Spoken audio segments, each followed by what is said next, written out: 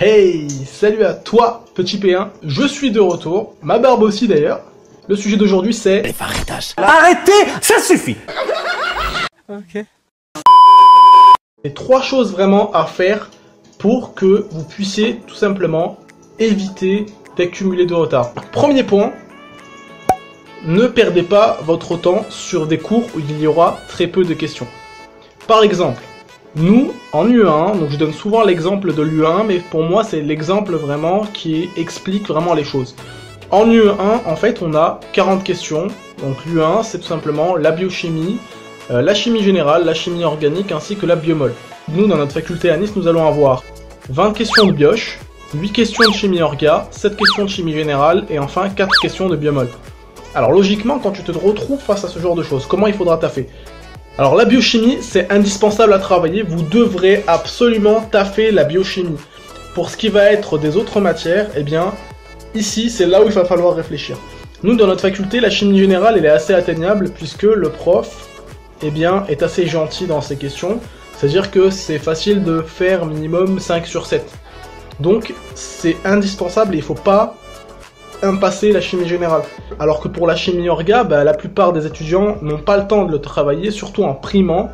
En doublant ou en triplant, eh bien, ça rapporte énormément de points et ça fait gagner des places, mais en primant, eh bien, malheureusement, vous ne pourrez pas tous travailler la chimie orga. Donc, ce qu'il faut faire, c'est que vous taffez à 100% la biochimie, à 100% la chimie générale, c'est 27 questions, ça fait au total 27 sur 40, et après, la biomol, il y a beaucoup de cours pour que 4 questions.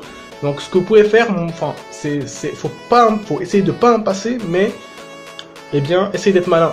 Passez pas 200 heures sur la biomol, alors qu'il y aura que 4 questions. Parce que si vous taffez plus la biomol que la bioche, vous allez pas vous en sortir. Essayez de passer plus de temps sur la biochimie, moins de temps sur la biomol.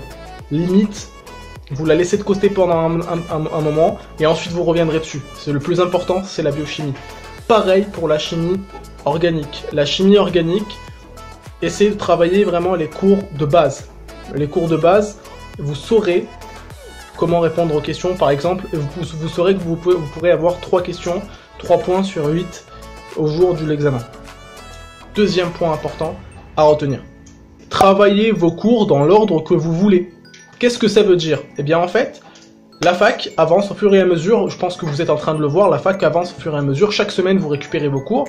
Si vous avez vos cours, les cours de l'année dernière, ou même les cours en avance, eh bien travaillez les cours qui se ressemblent le plus, pour éviter d'accumuler du retard. Par exemple, pour ma part, en biochimie, ce que je faisais, mi-décembre, vous avez des cours d'enzymologie, et début décembre, 2 semaines avant le concours, vous allez avoir, en tout cas, dans notre faculté à Nice, c'était comme ça, les cours de métabolisme cellulaire, enfin mitochondrial cellulaire, avec tout ce qui est cycle de Krebs, chaîne respiratoire mitochondriale. Alors c'est 2 cours qui sont pas compliqués, au contraire, et là on peut prendre des points assez facilement. Et plein d'étudiants, eh bien, n'ont pas le temps de travailler ces matières, parce que ça arrive juste avant le concours. Donc moi ce que je faisais, c'est que les cours d'enzymologie ainsi que les cours sur les métabolismes mitochondrial, eh bien, c'était vraiment lié, très très fortement lié. Donc ce que je faisais, c'est que tout simplement, je bossais les deux. C'est-à-dire que mi-décembre, je bossais le cours d'enzymo.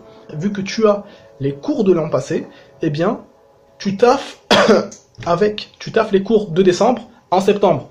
Si tu fais exactement la même chose, eh bien, au fur et à mesure de l'année, avec toutes les matières, et après, bien évidemment, quand ils vont sortir officiellement, tu verras s'il y a des nouveautés ou pas. Mais grosso modo, le cours, il ne change pas. Donc si tu prends le cours en avance, que tu le taffes, et que tu essaies de ramener les cours au maximum, si vous arrivez à mélanger le maximum vos cours, et trouver des liens entre les différents cours, et surtout, ne suivez pas la fac. Suivez pas tel cours, puis tel cours, puis tel cours, parce que des fois, ça n'a rien à voir. Faites ce que vous voulez, taffez comme vous le souhaitez, vous le pensez. Et c'est là où justement vous verrez que quand vous allez utiliser cette méthode-là, quand en gros vous allez taffer les cours de décembre, et de novembre en octobre, en septembre, eh bien vous verrez qu'au fur et à mesure, même si vous avez un retard sur le coup, ce retard-là, il va tout simplement, au fur et à mesure que vous allez avancer, il va disparaître. Vous allez avoir 2 ou 3 semaines de révision avant l'examen où vous n'allez plus avoir cours. vous allez vous retrouver avec les cours de la fin qui auront déjà été travaillés au début, et vu que vous les aurez vus plusieurs fois, eh bien vous les aurez déjà bien taffés. Et il y aura juste certains petits trucs à régler, mais au final, le retard aura disparu. Troisième et dernière astuce, si tu vois que tu as beaucoup de retard, ce que je te conseille de faire, c'est qu'il faut vraiment absolument lâcher les cours. Dans certains cas, vous allez voir, les annales, ça va être beaucoup plus efficace. Vous allez voir que en fait, vous allez avancer au fur et à mesure dans votre cours. Et si vous voyez que le concours, il arrive très vite et que vous n'êtes pas au point, et que vous sentez que c'est limite, eh bien, ce que je vous conseille, c'est que il faudra placer plus de temps sur les QCM. De toute façon, quoi qu'il arrive, là, le mois de novembre va arriver. Et à partir du mois de novembre, là, le temps QCM court va s'inverser. C'est-à-dire que maintenant, à partir du mois de novembre, vous devriez commencer à faire plus de QCM que de cours. Parce que c'est malheureux à dire, mais c'est comme ça. Même si vous ne connaîtrez pas votre cours à 100%, ben, il faudra faire des QCM, sinon vous allez vous faire manger. Un petit message maintenant à tous les P1. On est au mois d'octobre. C'est un mois qui est très délicat. Même les meilleurs, ceux qui font des très bons classements, sont en train de douter. Donc ça ne veut absolument rien dire. Il faut que vous donniez absolument tout ce que vous avez. Ne lâchez pas. Déjà vous pouvez être très fiers de vous, car déjà vous vous êtes lancé dans une année qui est très dure. Et le fait de se lancer dans ce genre d'études, surtout la première année, je sais que c'est très compliqué et donc vous pouvez déjà en être fier. Essayez d'être le plus efficace possible. Essayez pareil de prendre des temps de repos, c'est indispensable. En tout cas, moi je crois en vous. J'espère que cette vidéo vous aura plu et surtout j'espère qu'elle vous aura aidé.